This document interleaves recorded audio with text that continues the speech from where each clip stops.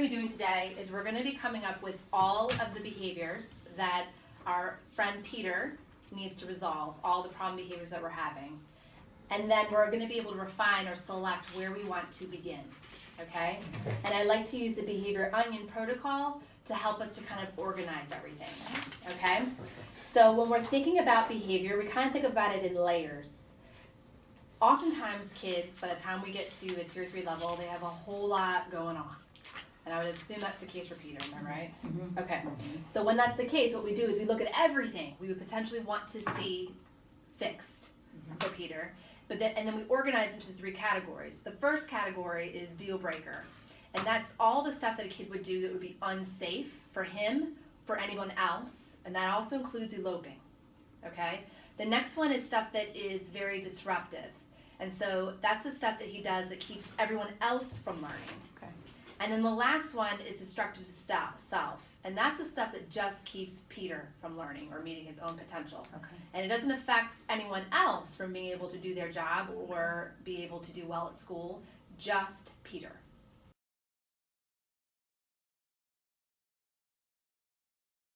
Okay? Mm-hmm. So what I'd like for you guys to do is think about Peter and think about all the things that if you could wave your magic wand and fix every problem behavior he has, I want you to just call out what they are, and then we're going to categorize them in one of the 3 levels, okay? And when we're talking about behavior, excuse me, we're going to not talk about disrespect because that isn't really defined in a way we can do anything with it. Okay. But we're going to think more about, like, what does it look like or what does it sound like when Peter's disrespectful? Okay. Okay? All right, so let's just start calling them out. What are some of the big behaviors for Peter that you guys, if you could wave your magic wand and fix, you would like to see fixed? Throwing furniture.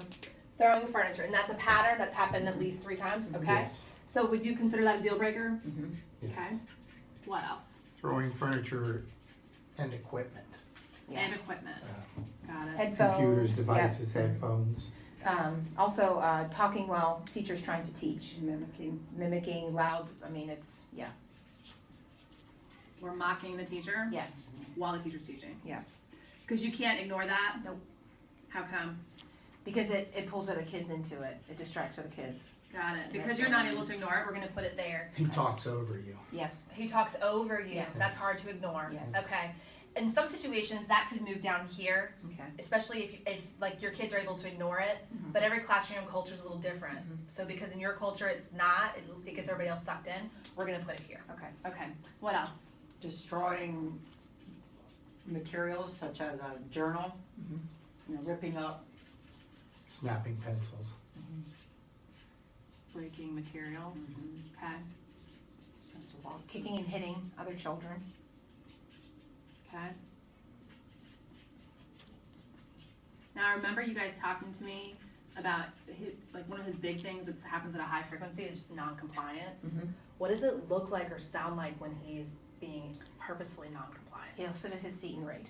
He'll sit, and okay, and you've given him a direction? Yes, he's supposed to be at the carpet engaging in learning on my agenda, not his. Okay, so sit at seat and read. He also sits on the carpet in the middle of instruction and picks up a book and reads. Okay, he picks up a book and reads while you're doing whole group instruction? Or plays with another student, engages that other student in play. So how does that look? He'll turn his back on you and just start having a conversation. Would you put that here? Yes. Is the kid able to ignore it? No. Okay. Turn your back and turn his back on teacher and start talking to another student. Okay. Yeah. So when you say defy, what does it sound like? Is it verbal or nonverbal? Sometimes both. Verbal. So what's verbal defiance sound like? If he's looking to make a scene, he'll keep doing it. Maybe that's when he's mimicking. He'll just say no. He'll say no. Say no over and over. He's looking to get a rise out of you. Would you put that here or here? Probably more destructive to self, because kids will ignore that because it's usually a conversation between he and I. Sometimes it is at large, but I've learned not to address him at large on certain things. I've been burned. Got it. I So got it. we don't do that anymore. A danger to himself, banging his head into the wall or the desk. Yes.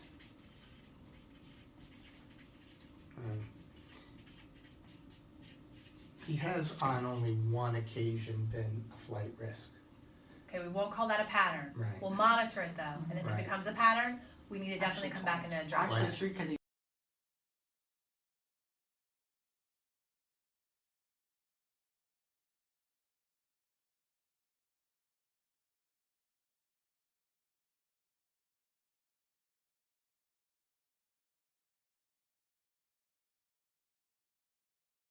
So now we want to figure out where we want to begin, okay?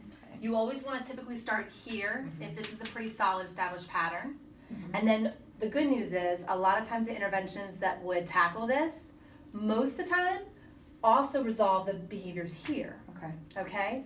But if they don't, just like an onion, when this layer has been peeled off, we've got it resolved, we know where we want to go next.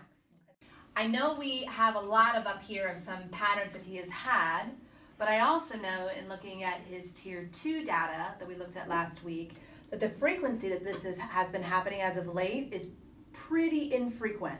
Yes. So that what I'm gonna propose is this layer of the onion has been peeled off. Okay. And so now we are ready to get to the next layer. Okay. And unfortunately, the interventions we used worked for this, but they did not automatically resolve this, which happens. Right. But that means this is where we're ready to go next. Okay. Here's my question to you. Look at all of these we have right here. And here's my question. What would you be most excited to see go away if you could only pick one, maybe two first? Probably talking and mocking while teacher's talking. You'd be most excited about this one? Yes, that'd be awesome. And then your colleague, do you Same. you think Yeah, she she would would pick for that sure. one as well? Yes, she would. Okay, so this is gonna be where we begin. Okay. We're gonna talk about him talking and mocking while you are talking.